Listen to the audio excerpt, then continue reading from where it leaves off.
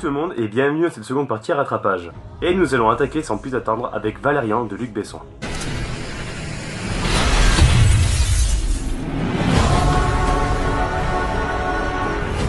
Alors, Valérian.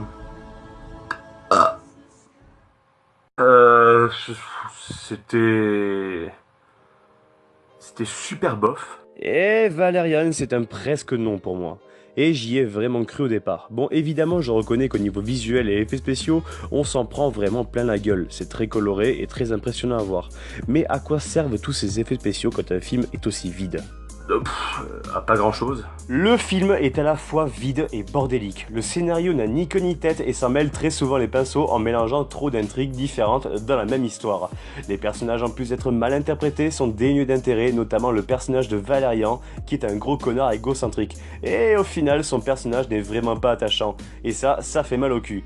Rajoutons à ça une mise en scène très classique mais par moments efficace, surtout au niveau des quelques scènes d'action. Des personnages secondaires intéressants mais très mal exploités et une BO signée Alexandre Desplat vraiment très oubliable.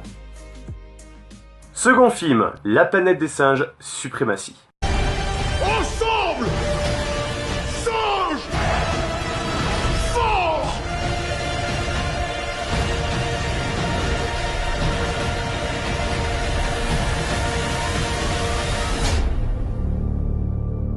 Là, on se prend une belle claque dans la gueule. Ce film était génial. Alors là, nous sommes face à ce qui est en toute probabilité le blockbuster le plus intelligent de cette année.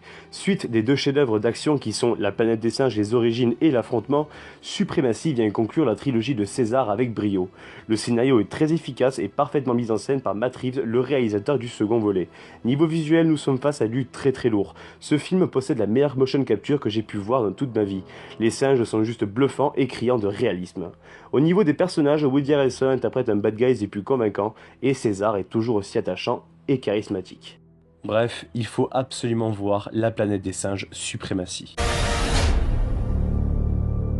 Troisième film, Dunkerque, de Christopher Nolan.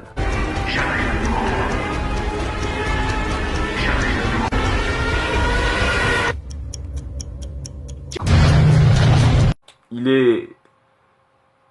waouh! Ce film est une énorme claque dans la gueule et à mes yeux un des meilleurs films de l'année.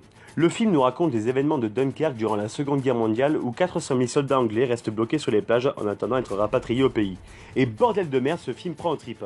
Déjà grâce à la mise en scène de Nolan tout simplement magistrale et à la BO signée Hans Zimmer qui nous met constamment sous tension. Enfin de quoi rester scotché à son siège pendant plus d'1h40. Côté casting, on a droit à tout, à des têtes connues comme Tom Hardy ou Cillian Murphy, mais aussi à des jeunes comme Harry Styles des One Direction qui nous offrent un boulot très convaincant. Tout le long du film, nous allons suivre nos héros dans 3 histoires liées pour nous offrir un final des plus grandioses.